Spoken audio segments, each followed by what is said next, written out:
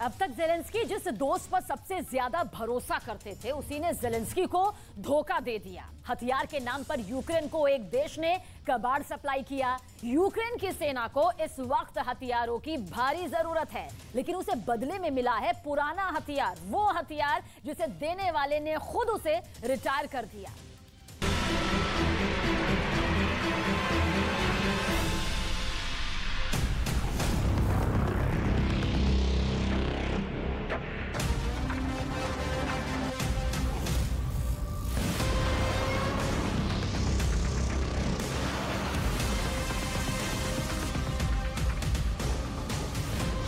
Zelensky के सबसे बड़े दोस्त ने ही दगा दे दिया। ज़ेलेंस्की की पीठ में छुरा घोंप दिया है।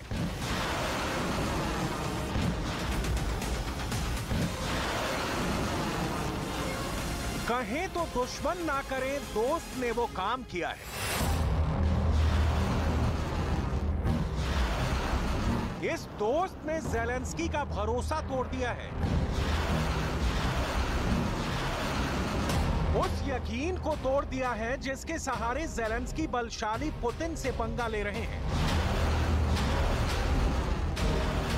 हथियार के नाम पर इस दोस्त ने ज़ेलेंस्की को कबाड़ सप्लाई किया है।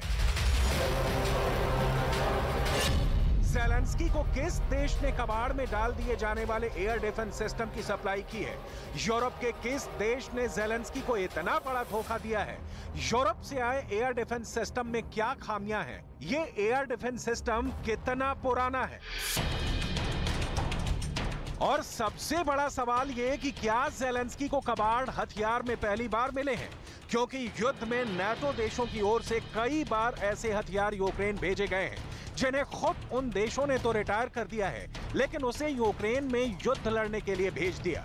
ज़ेलेंस्की इन हथियारों का क्या करेंगे या कबाड़ में डाल देंगे? हमने यूक्रेन को अब तक मिले सारे एयर डिफेंस सिस्टम के इंटरनेट पर जांच की।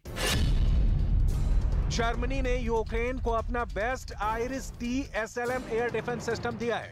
ये एयर डिफेंस सिस्टम हमला करने वाले हेलीकॉप्टरों, विमानों, क्रूज मिसाइलों या रॉकेटों से बचाव के लिए मिसाइल दागता है। एक सिस्टम से मध्यम आकार के एक शहर की रक्षा की जा सकती है। SLM 20 किलोमीटर की ऊंचाई और 40 किलोमीटर की दूरी तक के रेंज में लक्ष्य को अपना निशाना बना सकता है। यूक्रेनी सैनिकों को इस एयर डिफेंस सिस्टम के लिए जर्मनी में ट्रेनिंग दी गई है। ये एयर डिफेंस सिस्टम मोबाइल है और शत्रु अगर इसका ठिकाना जान ले तो आसानी से इसकी जगह बदली जा सकती है। जर्मनी के इस एयर डिफेंस सिस्टम को लेकर शक की गुंजाइश नहीं हो सकती। तो क्या किसी और देश ने ज़ेलेंस्की को एयर डिफेंस सिस्टम के नाम पर कूड़ा देकर ठग लिया? जर्मनी के बाद ब्रिटेन यूरोप का दूसरा देश है जिसने ज़ेलेंस्की को एयर डिफेंस सिस्टम दिए हैं। ब्रिटेन ने यूक्रेन को star streak air defence system दिए हैं। ये शॉर्ट रेंज में नीचे उड़ान भरने वाले विमानों को भेदने में कारगर है। ये man portable air defence system है। स्टार स्ट्रीक मिसाइल की रेंज 3 से 7 किलोमीटर तक होती है।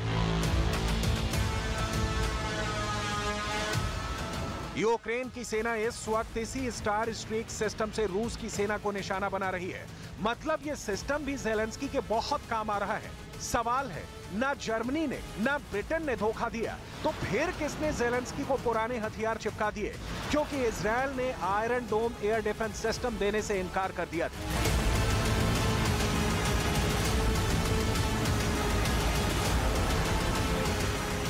लिहाजा अब रुख करते हैं अमेरिका के दिए ज़ेलेंस्की के एयर डिफेंस सिस्टम की डिटेल पर। क्या ज़ेलेंस्की खुलकर नहीं बोल रहे, लेकिन असली धोखेबाज अमेरिका निकला है। उस वक्त जब पुतिन की बढ़ती पकड़ से बाहर निकलने के लिए ज़ेलेंस्की को सबसे बेहतरीन एयर डिफेंस सिस्टम की जरूरत है, क्योंकि अब रूस इंटरकॉन्टिनेंटल मिसाइलें तक मार रहा है।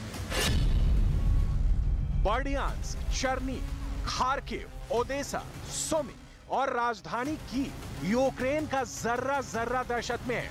कब, कहां, कैसे रूसी मिसाइलों की मार जमीन पर मौत की चादर बिछा दे, नहीं कहा जा सकता।